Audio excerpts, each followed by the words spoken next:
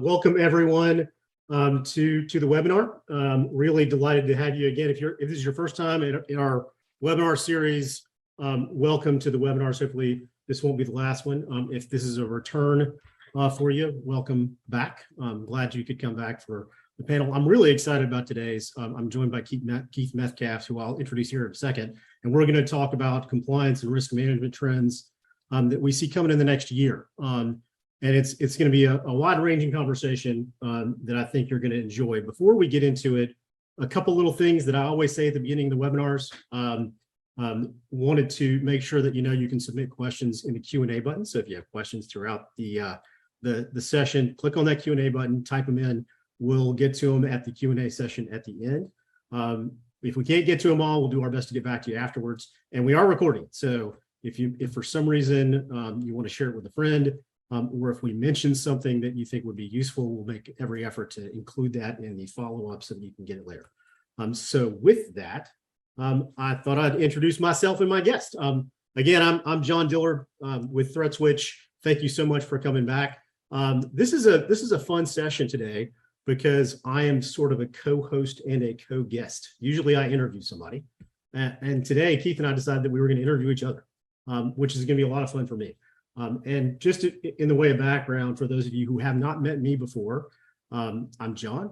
I have a background that started out in national security. My first job was at the CIA.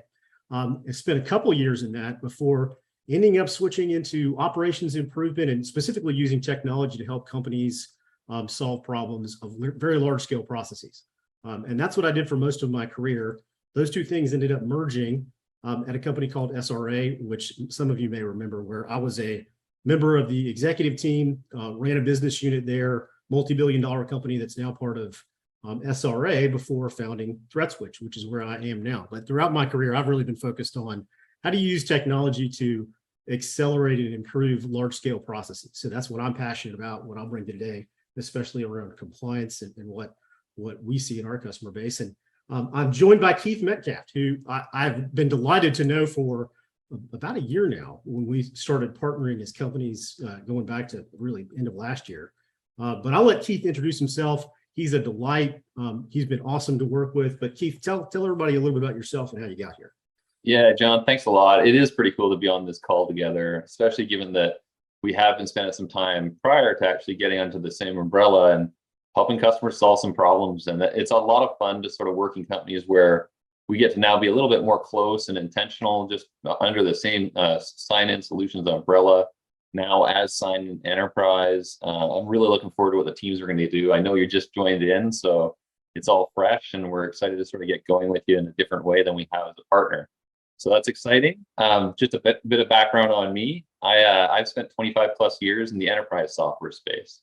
So I've worked in medium-sized software companies and large ones, solving enterprise problems, companies as big as SAP and a bunch of others. And we saw a number of problems in this space when we started Traction Guest. And we've really been fortunate to be blessed with working with some of the biggest customers out there in the world. Early on, we believed that problem was a global problem. It was something that manifested itself across a bunch of sites, and there were many different parallels in other software categories where people have created solutions that allow those people to actually address those different problems in different locations under one platform. And that was really key to how we started the company, and it's been a lot of fun. Now we host in almost every category some of the biggest companies in the world. They've been great. They've been influential in working with us and helping us get to where we are. And now we're going somewhere different. So we're going in as sign-in enterprise with sign-in solutions. And we really have this goal to aggressively be a world standard for companies that are distributed all over the place. And part of that is also bringing more value to them with solutions like ThreatSwitch. So we'll rapidly be developing that out together and really look forward to doing it with the people that we've worked with and hopefully some new ones too. Well, Keith, I think you alluded to this. Today is not just a webinar; it's also a little bit of an announcement. As most of you have seen in the press releases, if you visit the website or if you're one of our customers, you might know this already. But we're not just dating anymore; we're kind of married. So we are part of a new entity called Sign-in Solutions. As of I think the press release went out last week, so you might have heard this before. really exciting merger of not just our two companies, but a couple of others that are really focused on providing a more secure, seamless, and confident workspace for everyone in our customer bases. So it is a really tremendous opportunity that, it's always thrilling to join a company that you've been partnered with for a while. And being under the same umbrella, I think, is really cool. Keith, I'll let you share your thoughts on it, and then we'll jump into the topic of the day. But couldn't be more excited to share this on the webinar as well as in the press releases. But Keith, what are your thoughts? Yeah, no, I mean, we've always had the vision to bring as much value as we can to a global entity as quickly as possible. And right now, this space is looking for leadership, and we think we're with a group where we can do that and actually pull together some solutions very fast that make a big difference for customers in the enterprise. And anybody who's been in enterprise software solutions for any period of time knows that that's a mouthful. Enterprises bring the most unique use cases and challenges. They're not simple solutions. They're things that really require a lot of workflow management, customization, and just deployment capabilities. So we've been very intentional about looking out there in the market together and saying, hey, how can we actually address this group of individual companies as well as collective companies? And I think you're just seeing the beginning of something that's really exciting here. Yeah, totally agree. And today is not, that's not the topic for today. There will be a lot more on it to come. So if you have questions, hang on to them, let us know, and we'll be excited to share more over the coming weeks and months. With that, really want to get into the topic for today. And it's a conversation that Keith and I have had before, but we're doing it in public this time. And really getting into what we think are some of the biggest issues and challenges around compliance and regulatory management facing our customers and our customer bases today. So some of those include things like why, especially, post-COVID, maybe as an effect of COVID, but it's not going away, how the definitions of visitor and guest don't mean the same thing as they did anymore. We'll talk about how enterprise standards for software drive those things. How do you make a case for the kind of investments that the companies need to make, and how that's going to change in the coming years. So those are just some of the topic areas we're going to get into.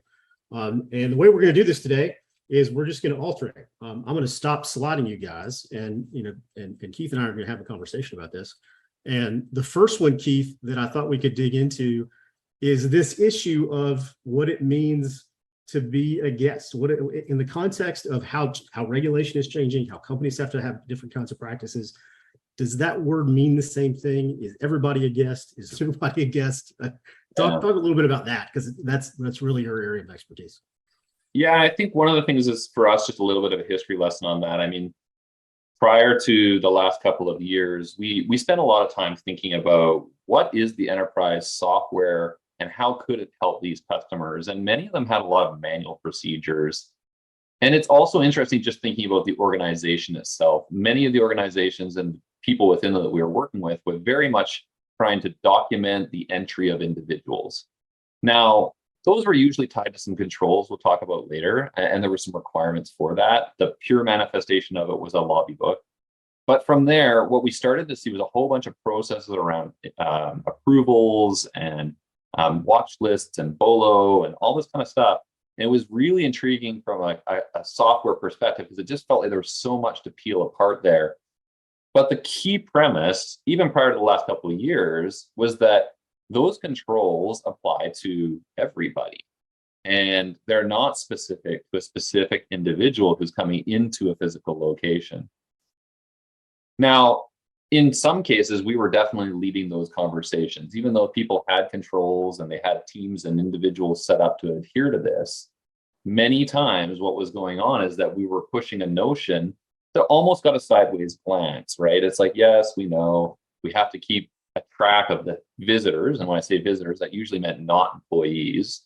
And many organizations would even sort of blur between like what a contractor is and an employee. Like, if somebody coming in regularly, do we really need to follow the controls? So a lot of the people that we worked with, our sponsors early days, we would say, hey, everybody is a guest. Nobody is really, an owner generally in a lot of the locations we're talking about. They haven't signed the leases. They haven't signed the customer contracts. We're promising confidentiality. Everybody who comes into a door, generally speaking, in an enterprise, is invited in either by means of an employment contract, a customer contract, a contractor with that company, or a visitor. So the irony is, while we talk about visitor a lot, we've always believed that in order to be truly adherent to controls, that everybody was a guest. Now, in the last couple of years, just given everything that's happened around the world, we saw that change. And we saw it change largely for a lot of our sponsors. A lot of our sponsors were quickly projected up to the top of their organization. The visibility was at the C-suite. How do we really take these things seriously? I'll give you a specific example, John. One of the funny stories is, just these different protocols people follow for, having to pretend that there's a situation where we have to evacuate everybody. And most companies had them and they would run them. And it was a little bit of a joke, like, hey, we have to not come into work today for 2 hours just to prove that we're prepared, right? That got played out pretty big over the last couple of years in a very real way. And no longer do you have to convince people that this is an important topic. Now it's a topic that's extremely important. And we do surveys quite a bit, John, on this, and just to get a sense of how important. And as we do surveys, we often started to see like this increased focus on employees saying, not just guests, visitors, or contractors, wanted their employers to create safe environments for everybody. So we started seeing that visitor piece quickly erode. We started seeing our sponsors go up to the top of the organization because, in our surveys, we saw as many as 90% of employees saying, we're going to take action if you don't create a safe work environment. With a third of them saying, like, I'd go look for new opportunities. Another third saying, I'd talk to our authorities or labor unions, and even some, like 20%, considering legal action. So those are languages that it's not like, hey, we're trying to prevent something that may not happen. That's a language where something is happening and we have to take it serious. So I think that's largely what's changed a lot of this perception of what's an employee, visitor, or contractor. And now we're starting to see that equalize where they're all in the same bucket and the controls do matter and there is a reason. And I don't think that's going away. I think that's here to stay. Makes eminent sense. And it ties so closely to what we see in regulatory change. And that, yeah, there are a lot of IT regulations that are pushing things out. However, a lot of these things revolve around the behavior of specific individuals and ensuring the integrity of that supply chain. Yes, the key to everything I just said, though, is engagement, right? So you can put manual processes in place, you can put in software, you can put in technology, but the key thing for any one of those solutions is adoption. Like, how do we get people to engage with us and say, hey, this is important, not an obligation. It's something that we have to do because we do want a safe environment. And even more now, I think we want people not only adhering to controls, but we're leaking into convenience, right? It's not just about how do we keep people out, it's how do we make them want to come in? And this is a part of that equation now. And I know you talk a lot about employee engagement. So I think it'd be good for you to sort of walk us through how you guys at ThreatSwitch look at that and then how you bring engagement into these topics. Yeah, no, exactly. And I think everything that you've talked about there, the thing that I think is really interesting and missed by especially the risk and regulatory crowd a lot of the time, because we're in risk and regulatory, we're really used to thinking about rules and systems and spaces and checklists. And really, it's about human beings and what they do and getting them to do the things that they're supposed to do consistently and effectively. For those of you who have seen me talk about engagement before, you know that I tend to hit 3 themes, and they're consistent. They don't change. You got to make it easy for them to be engaged. You got to make it safe, and you have to make it transparent. Those are the 3 ingredients, and I'll touch on those briefly. The first being it has to be easy, and I think that especially in compliance and risk, we are notoriously bad at making it hard for people to do things because we give them difficult forms. We give them technology solutions that are hard to use. We try to use outdated or inappropriate tools to do those things. We are not nice to them when they come and visit us. I know that sounds like a small thing, but it's true. I mean, I don't know if you've heard this before, but compliance and security types are not very approachable a lot of the time. So making it very easy for people to complete the task we're asking them to complete, usually by deploying very easy to use technology, is crucial. And for those of you who know ThreatSwitch, I think, and those of you who know SIE, Assign Enterprise, that user experience in the products you choose, whether it's one of ours or some other product, That is crucial because the employees and the vendors and the contractors and everyone in that supply chain has to do something, and it has to be easy to do. And technology is usually the interface. And if that's hard, they're not going to do it, period. So that's the easy thing is crucial. The safety thing, and specifically, I talk a lot about psychological safety. And there's a lot of research on this. And what I mean by that is making the people who need to do things in sensitive areas, doing sensitive tasks involving sensitive information, especially that involve regulatory compliance standards, they have to feel safe to engage in those things. They have to trust the process. They have to trust the people in the process, making them feel like they can do the things that they need to do with low risk to themselves, and making ourselves approachable, both in the technology we use and as human beings, so that they can do those things, right? If they don't trust us, or if they feel like they might get in trouble, I mean, usually this stuff around security and safety and compliance is the first thing they think of is, I'm going to get in trouble. It's trouble avoidance. So we got to make them feel safe to do the things they need to do. And then finally, the why, the transparency of this stuff. If you tell people to do things, they might do it. If you tell people to do things and you explain to them why it's important, they will usually do it, right? So if there's a new form or a new system or a new badging requirement or a new visit request process that we've got to follow, giving them the context of why that's important, because, hey, look, we've got a contract with, Intel, or we've got this new business opportunity over here with some part of the federal government or internationally. We're going to win more business, and it's going to be easy for us to do that if we roll out these new standards, because it's ISO or because it's a contract requirement. And generally, well-intentioned employees and contractors and vendors will do the things if they understand why. I mean, those are the big pieces. That's the stuff about engagement that I think is crucial. So those three ingredients: easy, safe, and transparent. To do all that stuff, easy, safe, and transparent, standardization I've found is really, really crucial. And making employees and others who are using these kind of products feel like, the platforms and tools that they're engaging with are similar, or at least integrated. And so this is an area where I know you have a lot of expertise. Would love to get your perspective on it. This idea of standardized or common platforms and standards, how does that work, especially in large enterprises, but even in supply chains? How does that play out? What does good look like? Yeah, from a software perspective or a technology perspective, standardization is usually a bit of a word to sometimes protect the solution provider, because it's hard for things not to be standard when you're doing technology. It's much easier to have a standard way of doing things in software. It's also often the enemy to a lot of what you just talked about, adoption, right? Because if you take something from a user experience perspective and you say it has to be the same everywhere, especially if you're trying to deploy to many sites in global settings, that is not the user experience that people want in anything. We know that regions have different size of site, different kinds of people coming into them. We know that regions have different cultural differences in what it is they want to do and what it is they have to do. So when we built this concept of a platform or an enterprise standard, we're very aware of the danger of trying to make it simple. And we really focused on how do we allow the individuals who deploy these things, because that's who we serve, right, John? We serve our sponsors. How do we allow our sponsors to go and say, there is a better way for us to adhere to compliance?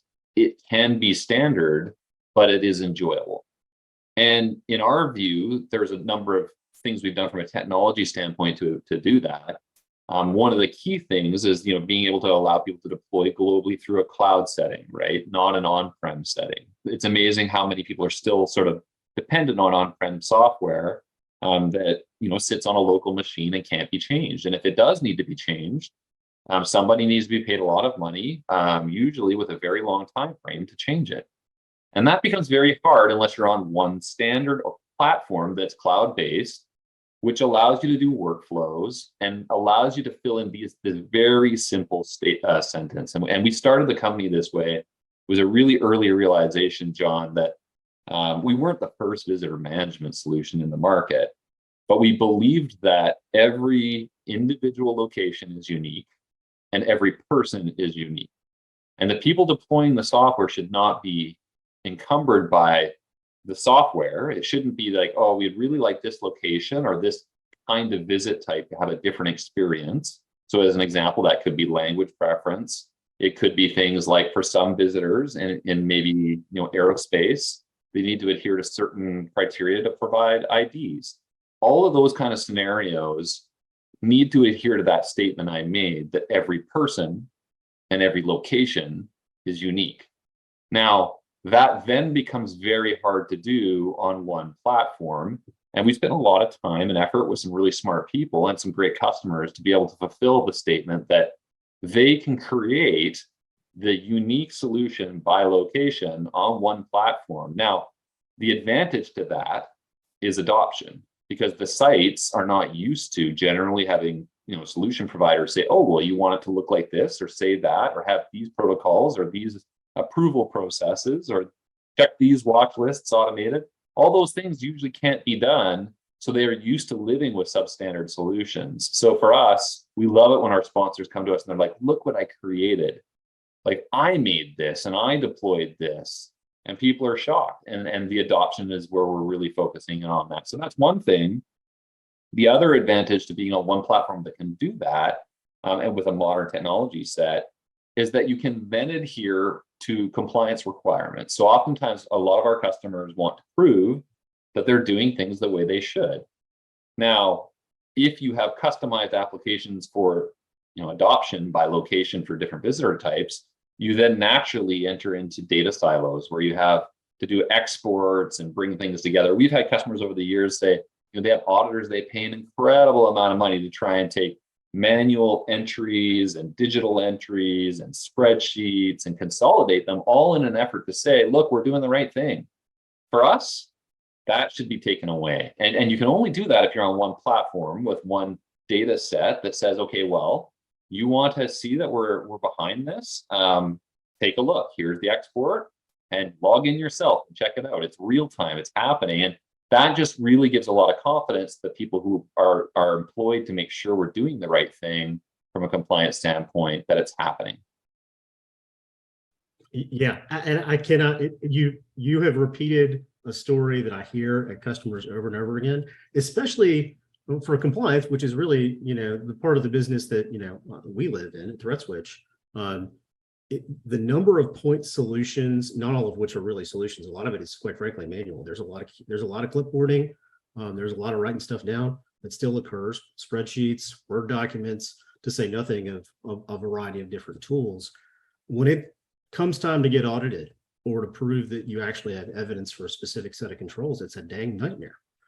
So really, really appreciate that take on how standardization is going to be an emerging trend for customers as they try to get aligned on compliance requirements and reduce risk, which is the kind of the point of this thing. Yeah, and I think where that intersects with the two of us, John, is like when you started getting to project justification as well. And for us, everything's an investment. Like, you can take in an enterprise, a lot of times I say, to deploy 3 pencils in 3 different regions in an enterprise is tremendously hard.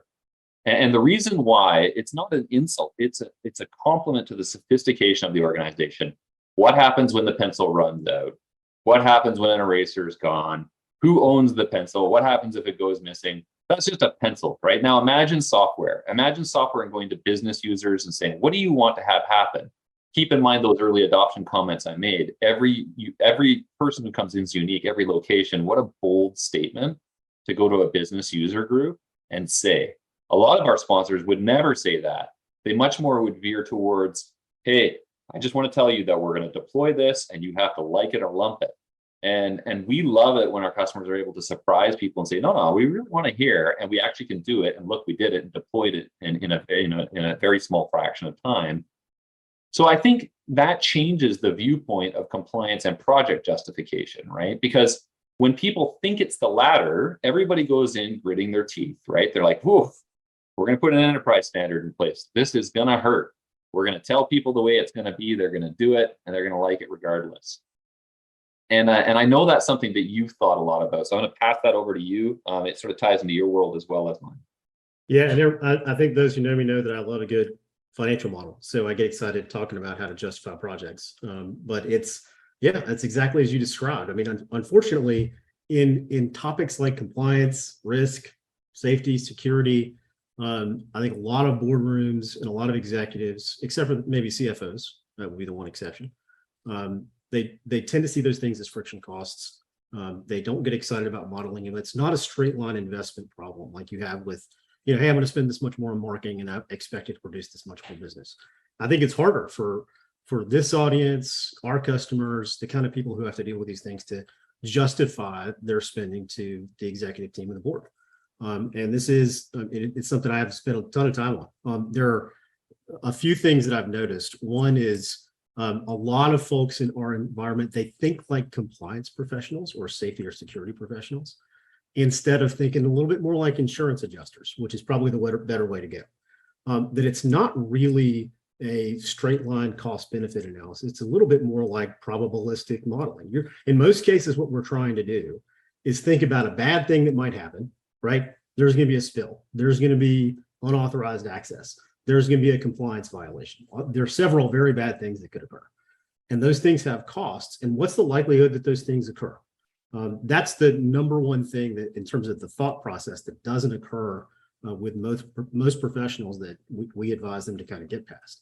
And when they do that, there are really some things that you can do. And by the way, we have example models. I'll share it with anybody. Yeah, you can help you model security investments of almost any type or compliance investments. And it really does help. The pieces of the model and how you justify a project are really understanding types of costs and benefits and what that means, right? So everybody always starts with direct costs and benefits. Hey, this is going to cost me, this system's going to cost me X. It's going to save me money Y. It's going to cost this much to deploy. And that's very straightforward and that's important, but it's not actually the biggest piece of the puzzle for most of these kinds of projects that are really risk-driven and indirect cost-driven. So you have to switch to indirect costs and model those in order to understand the benefit of the product or the benefit of the solution, whether that's it could be a gate, it could be a visitor management system, it could be a piece of software, it could be really anything. You have to understand the process that you are optimizing or you're improving. So take training, for example. Let's say there's a regulation that says everybody has to get annual security training. How many people have to take that training every year? 1,000, 2,000, 5,000? What's the labor cost of them having to do it? What are all the steps involved in deploying that training to them? And then actually capturing the training, completing the training, keeping a record of it, sharing that with regulators, or maybe it's with a third-party standards organization like the AICPA, whatever it might be. That has cost every time. And if you can shave time and effort off of those processes and reduce errors, that produces direct benefit to the enterprise, right? So a thing that is often missed is they just don't think about that stuff. But the third piece, and that's really the risk stuff, it's the insurance adjuster stuff. If you think you're going to have a compliance violation because you don't have the right information captured about your visitors, or because you didn't document that training properly, and your auditor finds out about it, what is the consequence of that, right? Is it a fine? Might be. It could be loss of contract. It could be that you have to remediate the problem, which is a bunch of labor hours that are very expensive to fix. And it might cost you $1 million all told to unwind that issue. And that's a pretty minor one, like to say nothing of a data spill, right? Or unauthorized access to a sensitive area, right? These are pretty consequential things. And understanding how making a change or an improvement or an investment as a professional in compliance or security can reduce the probability of that bad thing happening, it's absolutely critical. You cannot make those investments without being able to tell that story. So if you're justifying investments in projects, it could be software, it could be physical, it could be a people investment.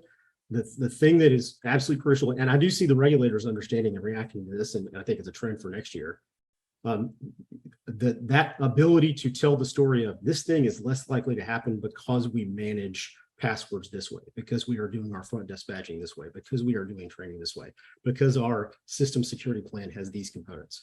And it's a risk reduction story that drives investments. Those are the critical ingredients, along, of course, with any good model that you have to test, revise, improve, document assumptions. Those are the pieces. But if you really get your head around the indirect costs and the risk components, I think you can make a case for different kinds of investments that you can't make right now. So that's how I look at it. I can jump in there, John. Sorry, go ahead, Keith. Yeah, I'll jump in real quick. I mean, just to make it simple, because the return on investment can be it's very subjective, right? And I think oftentimes customers get subjected to ROIs by vendors who are trying to justify investment, right?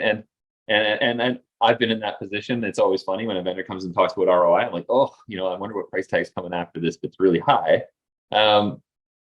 It isn't actually, like, one thing we've done is we spent a lot of time to try and get away from that and just make it simple for people. We sort of split it down to just 4 categories, like reduction of administrative costs, operational efficiencies, reduction of visitor security risks, and access to centralized visitor data. 4 things, very simple. If you actually, like, we have a model up on our website people can use if they want, but they're just looking at number of monthly visits, it's looking at manual check-in data entry time, it's looking at work days in a month, hourly. It's actually not that terribly difficult to come up with a real ROI for yourselves internally on your projects. We've gathered this from a bunch of different customers we've worked with, and it's super helpful. And it's, it's not a justification to come and say, hey, we're going to ask for a lot of money from you. Although you probably will get contacted by one of our salespeople. So kidding aside, I think it's really easy to do in some ways rather than complex. And I think the other thing that's interesting is that these historic models that we had, when you just think about reduction of administrative costs, it would be really strange for us not to talk about the fact that physical access, when you talk about controls and risk, has changed.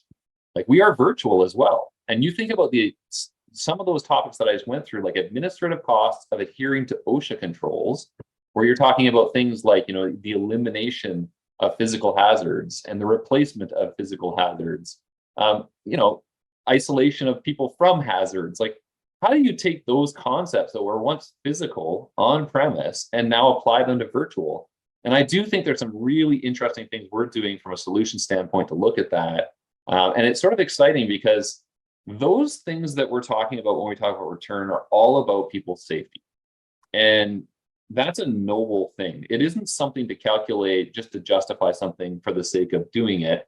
And I think where we're at right now, when you think about the workplace, including virtual and on-premise, is that we're really in a spot where we're not just talking about how to keep people out. We're talking about how do we engage people, and how do we engage them by showing that we're being intentional. And again, from survey data we've seen, employers that are not showing they're being intentional on these topics are losing talent.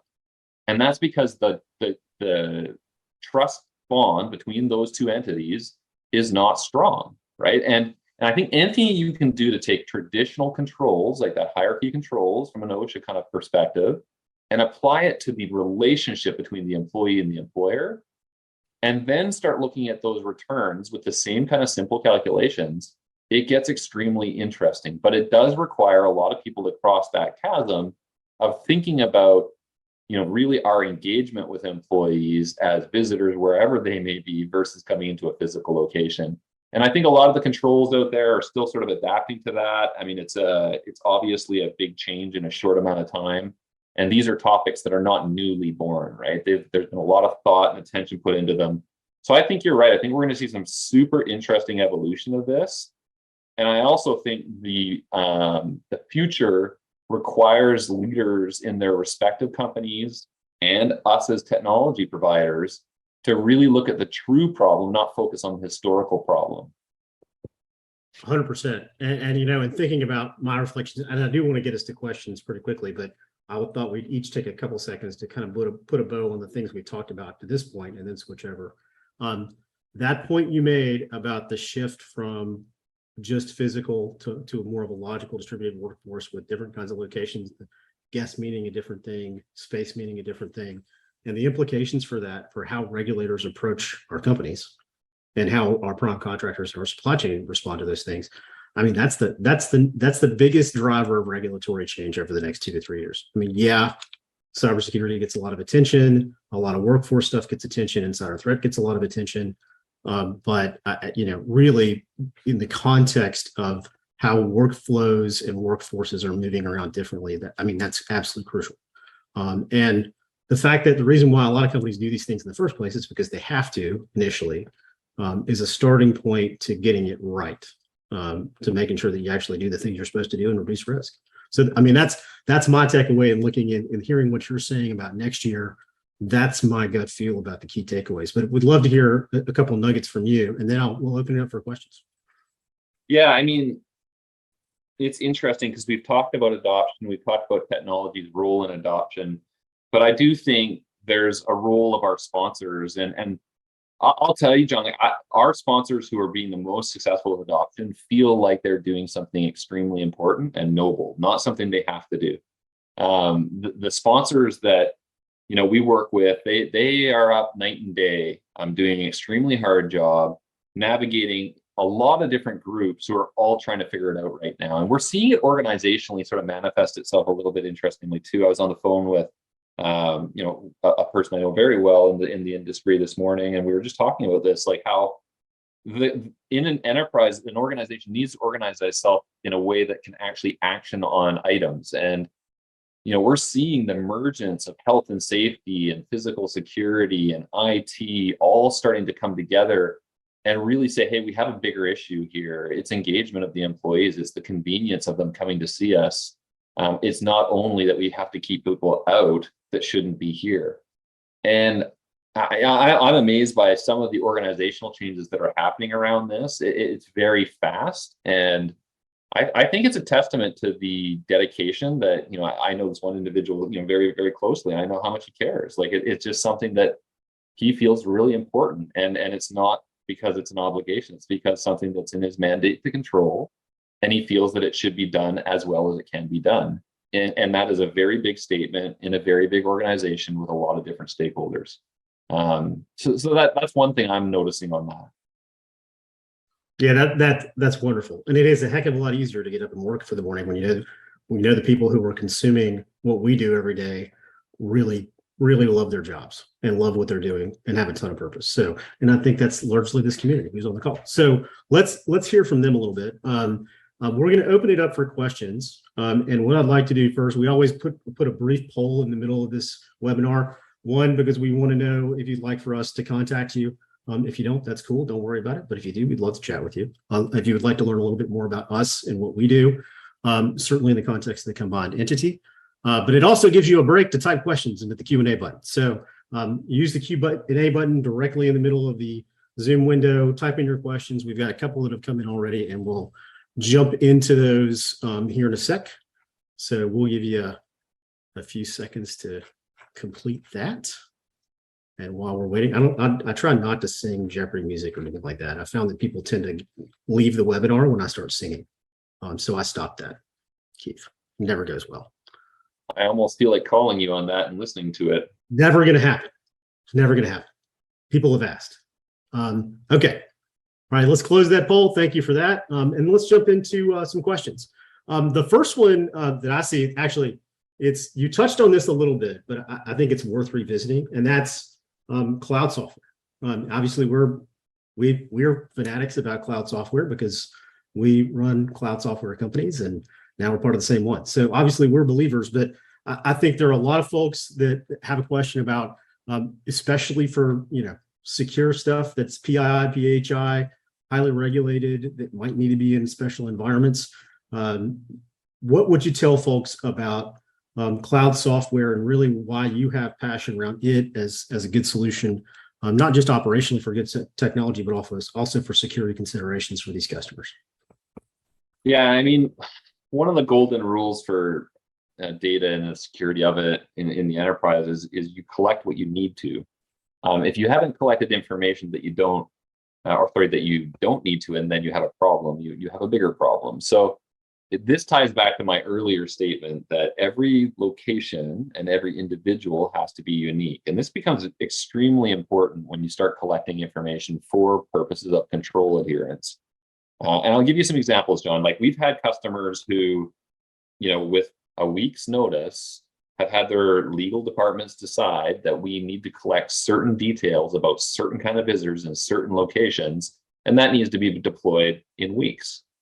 For our customers, they can actually do that change, and then they can modify it for a location, deploy it, even test it, and undo it in minutes. That just isn't possible without cloud software. And we spent a lot of time talking about adoption. There were a lot of visitor management solutions on-premise platforms when we started this, and you could see it. They looked like broken down robots at the front of lobbies. They're mice hanging off the desk, and cameras bent over and looking depressed. And that's what happens when you cannot change the technology. You can't deploy it easily.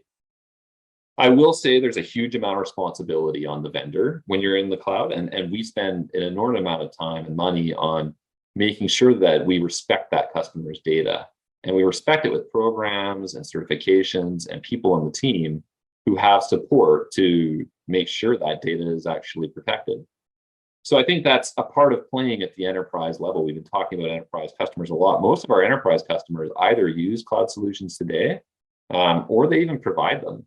So I feel like the adoption boat has floated for the most part now on cloud. Anybody who's interacted with it versus on-prem software, it's sort of one of those nice things that you don't actually have to sell the benefits of it a whole lot. It's just so much different, and it is where the future is. I think we passed that actually some years ago. Some customers still, for different reasons, have some requirements that make it difficult for them, but even in those, because they've been able to use other examples in the company, usually where they've invested in another cloud solution of some sort for the same reasons, and they're leveraging that to justify this. So we don't actually see a huge obstacle on that anymore, as far as just initial adoption. But we do often, with a lot of the clients we're working with, spend a lot of time talking about their compliance teams and their IT teams about what we do to protect their data. That's very helpful, and it's consistent with what we hear too. I think the thing that is a driver, especially on regulatory compliance problems, for the reasons that we've already talked about, the pace of change from a regulatory compliance standpoint, and what customers require, what contracts require, what government regulators require, AICPA or international standards organizations, those have to change so quickly.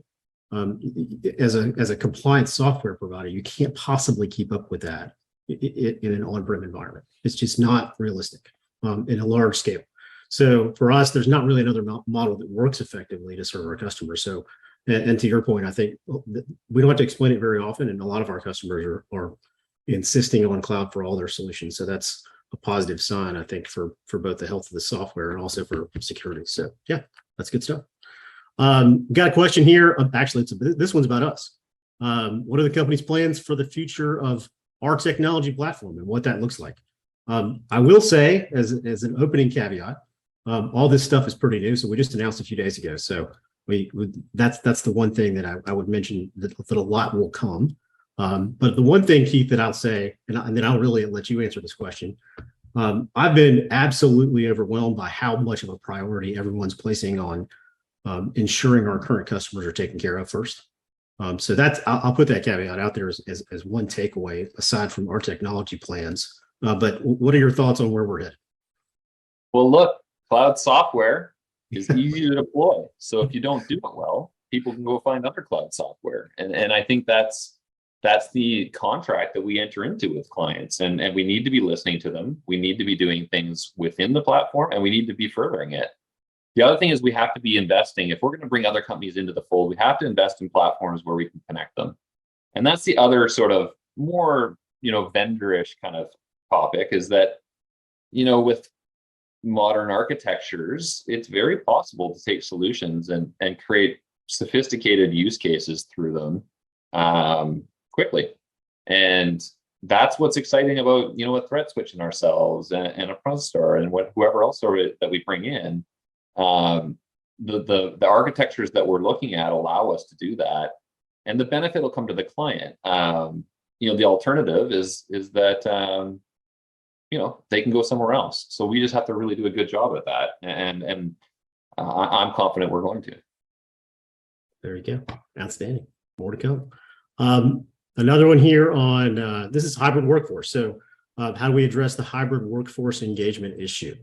Which I touched on some of those issues, and I'll just clarify. I don't know that it matters very much. I think the same things you have to do to engage employees that are on premise are the same things you have to do for employees that are hybrid. You have to get those three things right. It's got to be safe, it's got to be easy, and it's got to be transparent. They have to understand why they need to do things. So if you have a hybrid employee and you're asking them hey, I know you're hybrid, but we still need to, provision you company equipment that has some security controls on it. Just tell them why. And the reason why is because, we're competing on contracts where our customers think security is really, really important. And I know that you love your home PC, but we need to do it this way. And they generally will support that.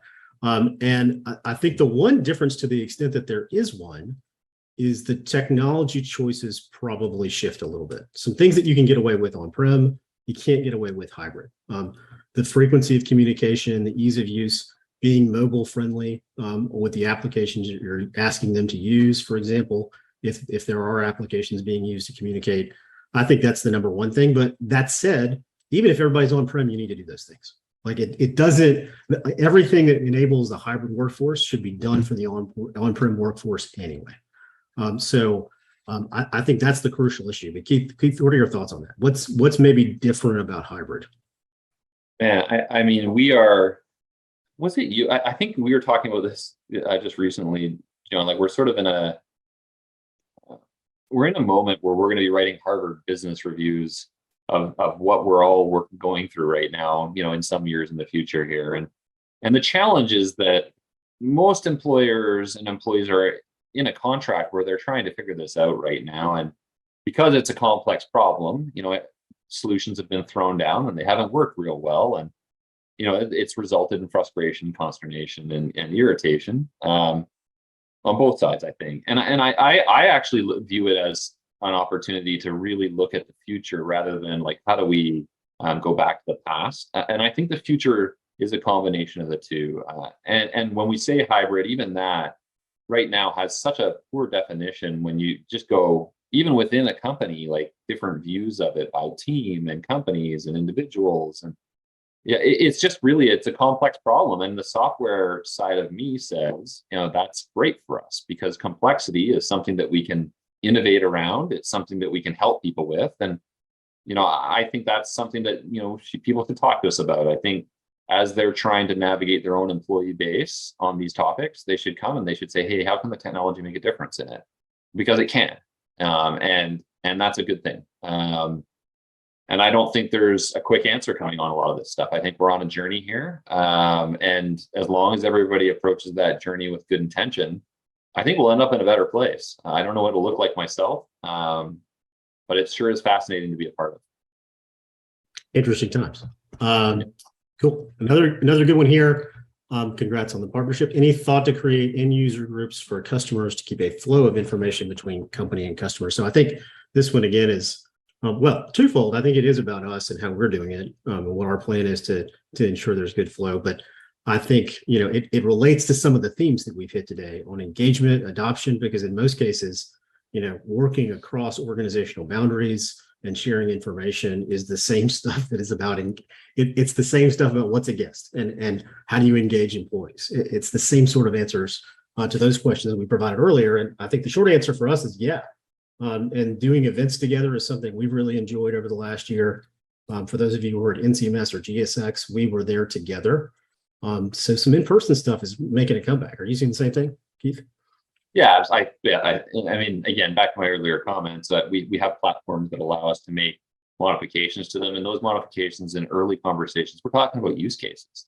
One of the dangers for technology providers is they think they know, and so hence they produce, and then somebody has to consume it. So, absolutely, our initial focuses are on use cases that'll make a difference, and the technologies will allow us to do that. So people will be having the opportunity to interact with us on that to make sure we get good use cases. Absolutely. Our favorite customers are the ones that tell us when we have really dumb ideas, and it does happen sometimes. But they're the most loyal ones too, because they stop us from doing the dumb thing. So that's great. Excellent. One more question here. I think we have a little bit more time, so we can get one or two more in here. Security regulations for 2023. What do we expect to change? This is one of my team's favorites. I touched on this briefly and what's driving it, and the importance of the employee controls. Part of that's because of the hybrid environment, right? So because we have a different kind of workforce now, and being in the office can mean a lot of different things, I think regulators have picked up on that. And the kinds of rules, and you see this in the change to CMMC, I think you see it in evolving NIST standards. I'm expecting the same thing for SOC and ISO. that are more contemplative about the hybrid workforce. Whereas if you look at those regulations and the controls and the expectations, even 2 years ago, after COVID was well underway, hadn't really adapted to those things yet. So I think next year, auditors, regulators, and I would expect also our prime contractors and our supply chains who issue contracts to us will have expectations that are specifically thinking about that hybrid workforce. So if you're not documenting what your policies are and procedures and how you're handling that, and you don't have a good handle, well, okay, is this employee or this guest is going to work remotely? Are they a guest or not? You need to figure that out. I mean, that's something that has implications for regulatory controls. So I think that's the number one driver for this year. I think we'll see some other nation state related stuff, like you saw with the CHIPS Act that is related to repatriating some of the supply chain into the United States or into Western countries. I think there are a lot of countries that are doing that kind of stuff, and they're really more interested in supply chain integrity. That's a key driver for this year. Who are these people? Where are they? Where are they coming from? Understanding who that person is that's coming onto the construction site or wherever it is, and do they have a background check? Do they have the right credentials? Are they licensed? Who are they really working for? But these are important questions, and that's where I see stuff changing. But Keith, what do you think? Other things that I missed? No, I think you've done a good job. The one thing I would add is just I think it's going to be really interesting on co-working spaces. For a lot of large companies, they've decided to leverage co-working spaces, and I mean you just have to walk through one to go, wow, like it feels like there's a lot of controls being broken here, and it feels like we're looking at each other's screens and sharing data, and whiteboards are accessible and whatnot. So I think that's going to be an interesting one for regulators to work through. Yeah, that's a good one. Excellent. All right. Okay. I think we have just about run out of time. I want to give a couple minutes for us to just wrap up. We've really enjoyed the time today. If you'd like to learn more about either Sign Solutions or ThreatSwitch or Sign Enterprise or Pernestra, as we mentioned earlier, a couple of links up there. We'll be sending out both a recording of this call as well as a few references that we might have mentioned along the way. So plenty of ways for you to get in touch with us if you'd like to. And these are always a lot of fun. This one was particularly neat, Keith, because we got to talk to each other.